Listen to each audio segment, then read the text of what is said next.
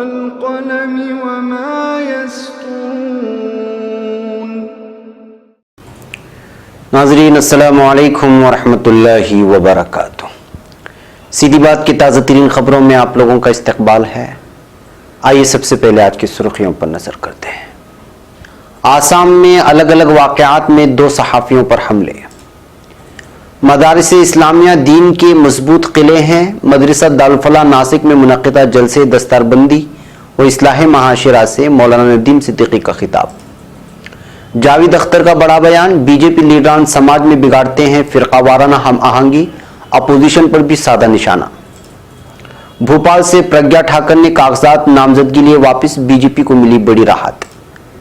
Amrapali group के खिलाफ महेंद्र सिंह धोनी पहुंचे सुप्रीम कोर्ट, लगाए ये संगीन इल्जामात। हेमंत करकरी की बेटी ने साध्वी प्रज्ञा ठाकर को दिया करारा जवाब, याद दिलाई ये बात। केजरीवाल के हिंदू मुसलमान वाले बयान पर इलेक्शन कमीशन में शिकायत। बीजेपी मुल्क के आईनी इदारों के लिए खतरा, भूपेंद्र हड्डा का बयान। मुसलमानों ने 500 साल हुक्मरानी की लेकिन किसी मजहब को नुकसान नहीं पहुंचा, दिग्विजय सिंह का बयान। मालेगांव ब्लास्ट का एक दूसरा मुलजिम इंतखाबी मैदान में, कहा करकरे का मारा जाना उनकी नालायकी का सबूत। जम्मू कश्मीर तनाज़ा नेहरू की वजह से झेल रहा है पूरा मुल्क, गिरिराज सिंह का बयान। राजस्थान छिंदवाड़ा में कमलनाथ की बालादस्ती बरकरार। श्रीलंका धमाका, 100 मुश्तबा अफराद गिरफ्तार, हुकूमत हिंद की एडवाइजरी जारी। बदहाली का शिकार उन्नाव पार्लिमानी हल्के को हकीकी खैरख्वाह की तलाश। जमहूरियत और सेकुलरिज्म की बका के लिए मोदी हुकूमत को हटाना जरूरी, शरद पवार का बयान। पंजाब आइन इंतखाब के मौके पर मुश्किल में बीजेपी, सांपल्ला और कविता खन्ना ने किया बगावत का ऐलान। जख्मी फिलिस्तीनी नौजवान इसराइली जेल में तशद्दुद के बाइस दम तोड़ गया। हम मौसल और बसरा के बाद नजफ और कुरकुक में भी कौंसल खाने खोलने के ख्वाहिशमंद है, चाउश ओलो का बयान। इस्तांबुल बैनुल-अक़वामी अमन कॉन्फ्रेंस, अमन के लिए पाकिस्तान और तुर्की एक प्लेटफॉर्म पर। अफगानिस्तान तालिबान का हमला, 8 पुलिस अहलकार हलाक। सूडान फौजी उबूरी काउंसिल और हिज़्ब इख्तिलाफ के दरमियान इत्तेफाक। नाज़रीन अस्सलामु अलैकुम वरहमतुल्लाहि वबरकातुह। सीधी बात की ताज़ा तरीन खबरों में आप लोगों का इस्तकबाल है। मैं अंसार अजीज़ नदवी आज की खबरों की तफसीलात लेकर आप लोगों की खिदमत में हाजिर हूँ। नाज़रीन, तफसीलात में जाने से पहले आपको इत्तला कर दूँ कि आज का प्राइम टाइम शाये हो चुका है। राजस्थान के कोटा में एक बुजुर्ग मुस्लिम कैदी की दौरान हिरासत यानी पुलिस की दरिंदगी की वजह से मौत वाक़ हुई है। उसी की तफसीलात पेश करने की कोशिश की गई। साथ ही दूसरी भी कुछ खबरें हैं, उसको ज़रूर देखें, दूसरों तक पहुंचाएं और हमारे चैनल को सब्सक्राइब करना हरगिज़ ना भूलें। तो नाज़रीन, चलिए चलते हैं आज की खबरों की तफसीलात की जानिब। पहली खबर नई दिल्ली से। आसाम के नलबाड़ी व तंस्किया में अलग अलग वाक़यात में खातून समेत 2 सहाफ़ियों पर हमला किया गया है। पुलिस अफसर ने जुमा को ये जानकारी दी है। पुलिस अफसर ने बताया कि नलबाड़ी के गांव में बीजेपी कारकुन रेपल डेगा उर्फ बाबा ने जुमेरात की रात को तेजधार हथियार से आसाम के अखबार रोजनामा असोम के रिपोर्टर राजन डेका पर हमला कर दिया। अफसर ने बताया जिस वक्त राजन पर हमला किया गया वो घर जा रहा था। इस हमले में उसके सर, सीना, कलाई और बाजुओं में शदीद चोटें आई हैं। उनका गुवाहाटी मेडिकल कॉलेज में इलाज चल रहा है। पुलिस ने बताया कि वारदात को अंजाम देने के बाद बीजेपी कारकुन अपने दोस्तों के साथ ऑटो रिक्शे से भागने में कामयाब रहा। पुलिस के मुताबिक एक जवान की पहचान जंतु मेदी के तौर पर हुई है, जिसने जुमा की सुबह सोशल मीडिया पर एक पोस्ट किया था जिसमें उसने सहाफी को जान से मारने की धमकी दी थी। इस मामले में रेपल डेका और जंतु मेदी के खिलाफ एफआईआर दर्ज कर लिया गया है। इस हमले की मजम्मत करते हुए आसाम के वज़ीर आला सर्बानंद सोनोवाल ने डीजीपी कलाधीर सेकिया से तफ्तीश तेज करने और जल्द से जल्द मुलजिमों पर मुकदमा दर्ज करने को कहा है। इसी तरह एक दूसरे मामले में तंस्किया की एक टीवी सहाफी अप्पा सन्ना बरवा गोस्वामी पर एक रेस्तोरां में 4 बदमाशों ने हमला किया। एक सीनियर पुलिस अफसर ने कहा कि 4 बदमाश को गिरफ्तार कर लिया गया है और उनकी पहचान प्रमोद गगोई, प्रगज्योति दास, धनंजय दत्ता और विपिन सोनोवाल के तौर पर की गई है। सहाफी न्यूज 18 आसाम शिमाली मशरिकी न्यूज चैनल से जुड़ी हुई हैं। अब खबर नासिक से। मदारिस इस्लामिया दीन के मजबूत किले हैं जिसमें हमारे बच्चे दीन सीखते हैं और पूरे मुल्क में काम करते हैं। कोई मदरसे की लाइन से काम करता है, कोई बच्चों को दीन सिखाता है, तो कोई और तरीके से काम करता है। इसलिए आज हम सबको मदारिस की हिफाजत करनी चाहिए। इन ख्यालात का इजहार गुज़िश्ता कल जमीयत उलमा महाराष्ट्र के सदर मौलाना हाफिज मोहम्मद नदीम सिद्दीकी ने मदरसा दारुल फलाह नासिक में मुनक़िदा जलसे दस्तारबंदी व इस्लाह महाशिरा से खिताब करते हुए किया। उन्होंने मदारिस इस्लामिया की अहमियत व इफादियत पर रोशनी डालते हुए कहा कि हमें मदारिस का हर एतबार से साथ देना चाहिए, चाहे वो माली एतबार से हो या किसी और तरीके से। अगर हम मदारिस के काम में दिलचस्पी लेंगे और मदारिस का ताउन करेंगे तो दीन का काम आगे बढ़ेगा और मेहमान रसूल सल्लल्लाहु अलैहि वसल्लम को दीनी तालीम हासिल करने में सहूलत होगी।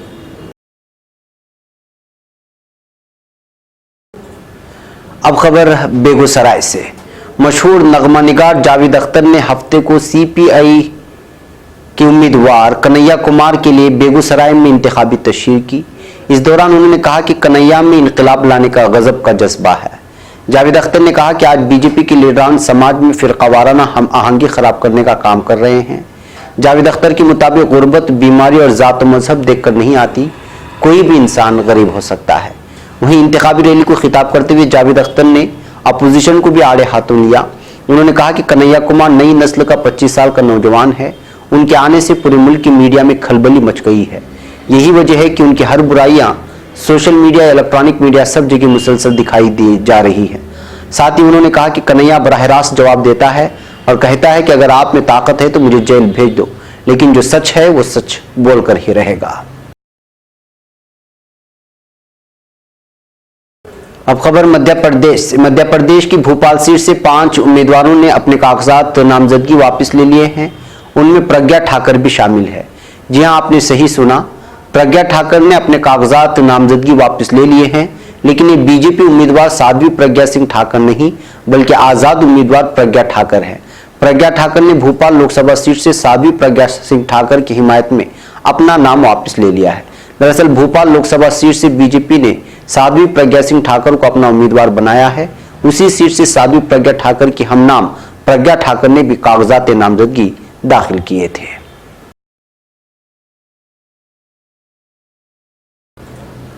अब खबर नई दिल्ली से। टीम इंडिया के साबिक कप्तान महेंद्र सिंह धोनी अमरपाली ग्रुप के जरिए पेंट हाउस न दिए जाने और कंपनी के जरिए क्रेडिटर्स की लिस्ट में उनका नाम शामिल न करने को लेकर अदालत उज़्मा का दरवाजा खटखटाया है।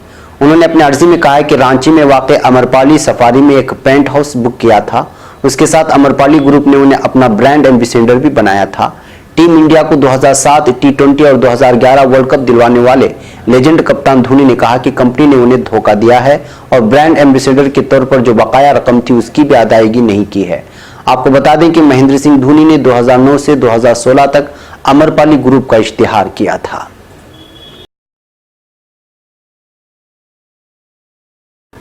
अब खबर मध्य प्रदेश से। मध्य प्रदेश की भोपाल लोकसभा सीट से भारतीय जनता पार्टी के उम्मीदवार प्रज्ञा सिंह ठाकर ने गुज़िश्ता दिनों मुंबई हमलों में शहीद हुए हेमंत करकरे की शहादत पर मुतनाज़ा बयान दिया है।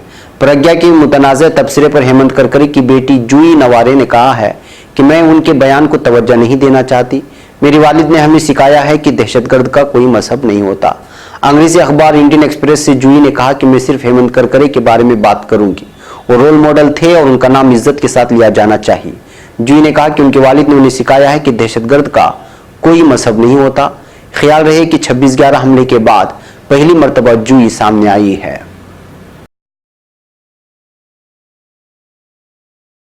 अब खबर नई दिल्ली से। कांग्रेस ने आम आदमी पार्टी के लीडर और दिल्ली के वजीर आला अरविंद केजरीवाल के खास तबके के लोगों से पार्टी को वोट न देने से मुतालिक बयान को समाज को तकसीम करने वाला करार देते हुए इलेक्शन कमीशन से केजरीवाल पर पाबंदी लगाने का मुतालबा किया है। केजरीवाल ने पार्टी का इंतखाबी मंशूर जारी करते हुए कहा था कि कोई भी हिंदू कांग्रेस को वोट नहीं देने जा रहा है, सिर्फ मुसलमानों में थोड़ा बहुत कंफ्यूजन है। कांग्रेस की तरफ से इलेक्शन कमीशन को एक मेमोरेंडम सौंपकर कार्रवाई का मुतालबा किया गया है।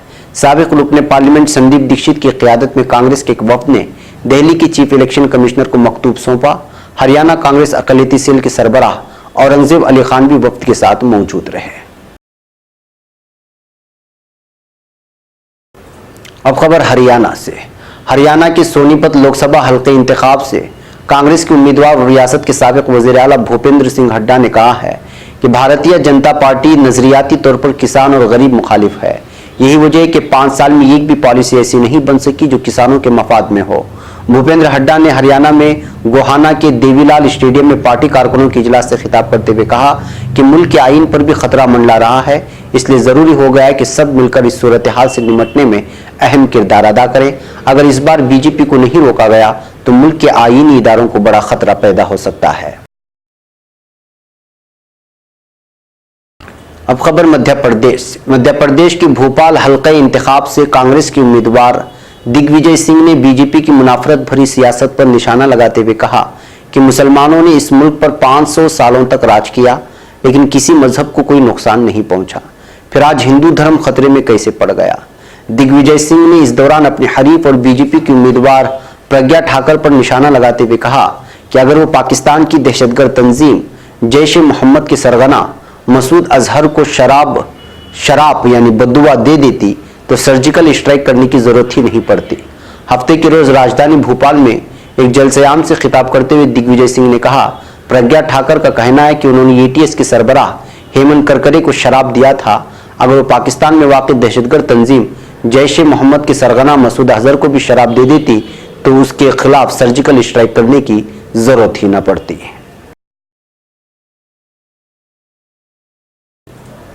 अब खबर नई दिल्ली से।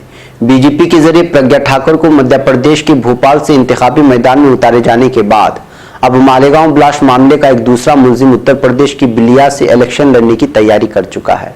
मालेगांव ब्लास्ट मामले के मुलजिम मेजर रमेश उपाध्याय ने जुमा को हिंदू महासभा की तरफ से उत्तर प्रदेश की बिलिया से अपना पर्चे नामजदगी दाखिल किया। जनसत्ता के मुताबिक इस दौरान दहशतगर्दों के हाथों मारे गए हेमंत करकरे को लेकर प्रज्ञा ठाकुर के बयान से इत्तेफाक करते हुए मेजर उपाध्याय ने कहा कि हेमंत करकरे दहशतगर्दों के हाथों मारे गए, ये उनकी नालायकी का सबसे बड़ा सबूत था। उन्होंने कहा, कोई भी पुलिस एहलकार मरे लेकिन इसको कभी शहीद नहीं कहा जाता है। अब खबर बिहार से। भारतीय जनता पार्टी के लीडर और मरकजी वजीर गिरिराज सिंह, जो हमेशा अपने मुतनाज़ बयानात और नफरत फैलाने के लिए मशहूर हैं, इन्होंने पटना साहिब से कांग्रेस उम्मीदवार शत्रुघ्न सिन्हा पर निशाना साधा है। उन्होंने कहा कि शत्रुघ्न सिन्हा, जो कल तक कौमियत और बीजेपी का नारा लगाते नहीं थकते थे, आज वो टूक्रेसी की सियासत वाली पार्टी पे चले गए हैं।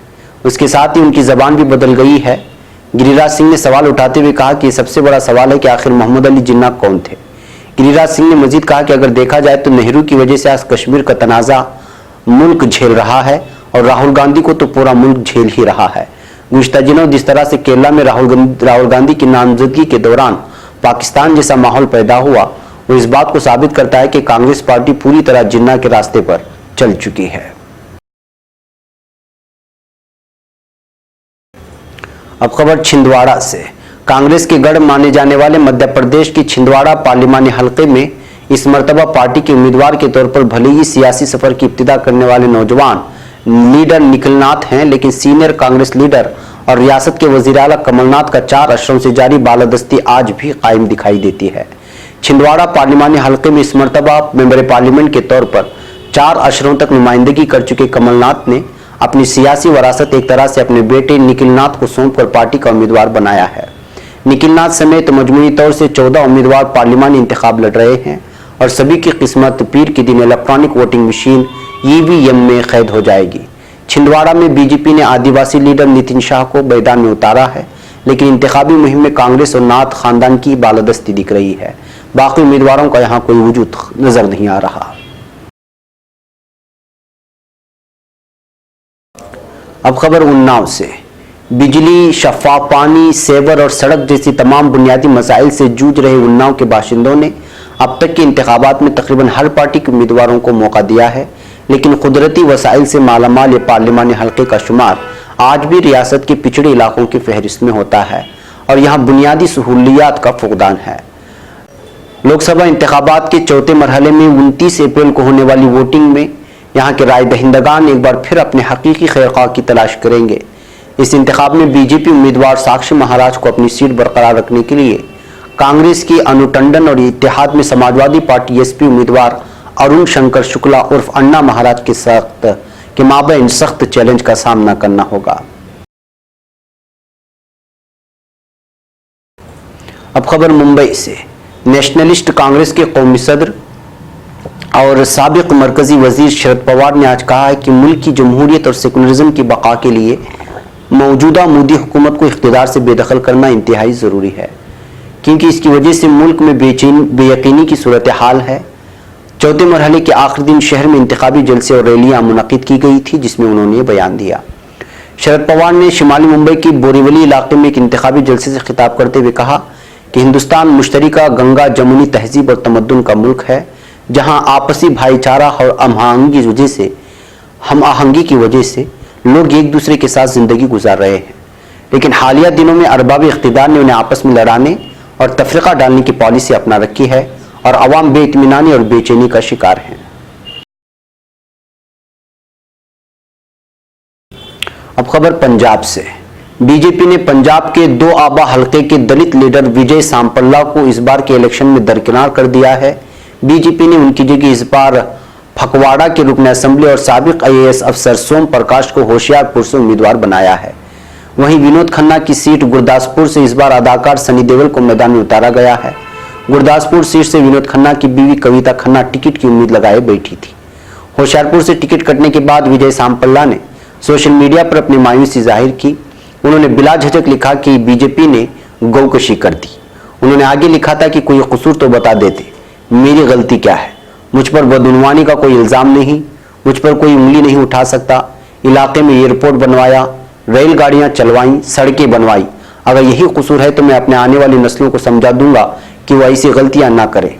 सांपल्ला ने आने वाले दिनों में अपने खामियों के साथ मीटिंग कर मुस्तकबिल की पॉलिसी तय करने का भी फैसला किया है। अब खबर कोलंबो से। श्रीलंका में गुज़िश्ता इतवार को ईस्टर के दिन चर्चों और लग्जरी होटलों पर दहशतगर्दों के खुदकुश हमलों के सिलसिले में अब तक 100 से ज़ायद मुश्तबा अफराद को गिरफ्तार किया जा चुका है। खुदकुश हमलों के दौरान हुए बम धमाकों में 250 से ज़ायद लोग मारे गए थे और 500 से ज़ायद जख्मी हो गए हैं। पुलिस के तर्जुमान SP रवानगंज सेकरा ने कहा कि इनमें से 20 मुश्तबा अफराद को गुज़िश्ता 24 घंटे के दौरान तलाशी मुहिम के दौरान गिरफ्तार किया गया। तमाम मुश्तबा अफराद की गिरफ्तारी पूरे मुल्क में की गई छापामारी के दौरान की गई है। अब खबर नाबलस से। इसराइली फौज की जानिब से एक हफ्ता कबल गोलियां मारकर जख्मी हालत में गिरफ्तार फिलिस्तीनी नौजवान दौरान हिरासत मजीद तशद्दुद के नतीजे में जिंदगी की बाजी हार गया है। मरकज इत्तलाआत फिलिस्तीन के मुताबिक उमर आउनी अब्दुल करीम यूनुस को इसराइली फौज ने एक हफ्ते कबल गरबी उर्दून के जुनूबी शहर नाबलस में ज़ातरा चेक पोस्ट पर गोलियां मारकर शदीद जख्मी कर दिया था। उसके बाद उसे जख्मी हालत में गिरफ्तार करके उक़ूबत खाने में डाल दिया गया, जहां इस तशद्दुद की हालत मजीद बिगड़ गई। उसे इसराइल के बेलेंसन अस्पताल मुंतकिल किया गया, जहां गुज़िश्ता शाम जख्मों की ताब न लाकर शहीद हो गया है। अब खबर तुर्की से। तुर्की के वजीर खारिजा मेवलूद चावुशओगलू ने कहा है कि रवां साल के आखिर में सदर रजब तैयब एर्दोगान इराक का दौरा करेंगे। मेवलूद चावुशओगलू इराक के वजीर खारिजा मोहम्मद अली अल हकीम ने बगदाद में मुलाकात किया और उसके बाद मुश्तरका प्रेस कॉन्फ्रेंस में शिरकत की। कॉन्फ्रेंस से खिताब में चावुशओगलू ने कहा कि हमने अपने इराकी हममनसब के हमरा तुर्की और इराक के बाहमी ताल्लुकात का तमाम पहलुओं से जायजा लिया और इलाकाई मौज़ूआत पर तबादले ख्याल किया है।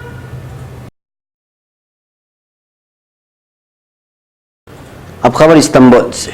इस्तांबुल में हफ्ते के रोज मुनक़िदा बैनुल अक़वामी अमन कॉन्फ्रेंस के दूसरी इजलास में जनूबी एशिया के साथ साथ पूरी दुनिया में बैनुल इलाक़ाई ताउन पर बातचीत की गई। इजलास का इनेकाद Lahore centre for peace research LCPR और इस्तांबुल की जनूबी एशिया रिसर्च सेंटर GASAM की तरफ से किया गया, जिसमें मुतअद्दिद स्कॉलरों, बैनुल अक़वामी माहिरीन और सिफारतकारों ने शिरकत की थी।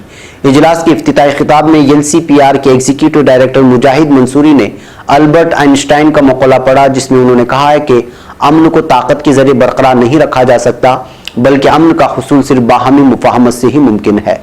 मंसूरी ने कहा कि हम जानते हैं कि अमन का हुसूल एक दिन में मुमकिन नहीं है। यही वजह है कि हम आलमी अमन के और उसके हकीकी मफहूम के बारे में एक फिक्री मुताबकत को फ़रोग़ देने के ख्वाहिशमंद हैं। अब खबर अफगानिस्तान से। अफगानिस्तान के मगरबी सूबे गौर की एक पुलिस चौकी पर तालिबान अस्करियत पसंदों के हमले में 8 पुलिस एहलकार हलाक हो गए हैं।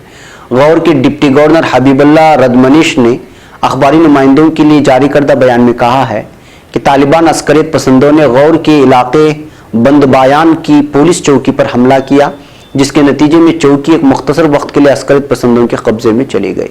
रदमनेश के मुताबिक हमले के बाद झड़प छिड़ गई, जिसमें तालिबान के बहुत से अराकीन को हलाक कर दिया गया है। अलावाजी हमले में 8 पुलिस एहलकार भी हलाक हुए हैं और 5 जख्मी हो गए हैं। ताहम तालिबान की तरफ से मौजू से मुतालिक ताहाल कोई बयान जारी नहीं किया गया है। अब खबर सूडान से। सूडान में अबूरी दौर की इंतजामिया के मौजू पर फौजी अबूरी काउंसिल और हिज़्ब इख्तिलाफ पर मुश्तमिल आज़ादी व तब्दीली डिक्लेरेशन फोर्सेस के दरमियान इत्तेफाक़ी राय हो गया है। सूडान हिज़्ब इख्तिलाफ के हुक्काम में से एक ने जारी करदा बयान में कहा है कि सदारती काउंसिल फौजी और सिविल अफराद पर मुश्तमिल होगी, ताहम उन्होंने तफसीली मालूमात फराहम नहीं की। दूसरी तरफ पीपल्स कांग्रेस पार्टी के मुशावरती इजलास पर मुजाहिरीन ने धावा बोल दिया और मुजाहिरीन के पथराव के नतीजे में 64 अफराद जख्मी हो गए हैं। पार्टी के जनरल सेक्रेटरी बराए सियासी उमूर और इदरीस सुलेमान ने दारुल हुकूमत खुर्तुम के पार्टी मरकज से जारी करदा बयान में कहा है कि पार्टी इजलास पर मुजाहिरीन के हमले और पथराव के नतीजे में जख्मी होने वाले 64 अफराद को अस्पताल मुंतकिल कर दिया गया है। नाज़रीन, ये थी आज की ताज़ा तरीन खबरें। अगली ताज़ा तरीन खबरों के साथ फिर आपसे मुलाकात होगी। हमारी पूरी टीम को यहाँ पर इजाज़त दें। अस्सलामु अलैकुम रहमतुल्लाहि व बरकातुहू।